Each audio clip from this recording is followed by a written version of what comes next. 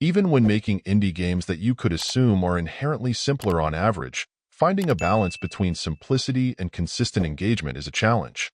Sure, there have been and will continue to be brilliant game concepts that are simple on their face but tremendously deep, but other times reducing complexity too much can make the interest level flatline pretty quickly. Genome Guardian, in my mind, falls into that trap of trying to make a generally simple idea work well by throwing some roguelike variety into the mix, but in the end, it just doesn't amount to much in terms of excitement. The challenge in reviewing the game is that while there's certainly some complexity, especially as you begin combining different weapon types to make new hybrids, the variety they offer can only do so much. Granted, this is a turret shooter, so a piece of the puzzle is that you're going to simply try to keep yourself rotating to take out anything coming at you. But more often than not, regardless of the weapons and configurations I chose, the play was just too similar.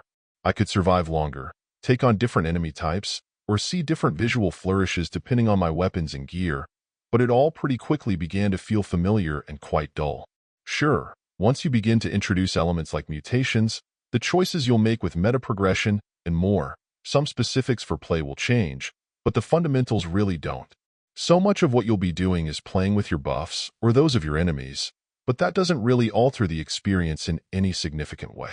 I'll give credit to the developer for choosing a style of play that I can't say I've encountered on the Switch eShop to this point, but given the limits of the fun to be had here, that isn't terribly surprising.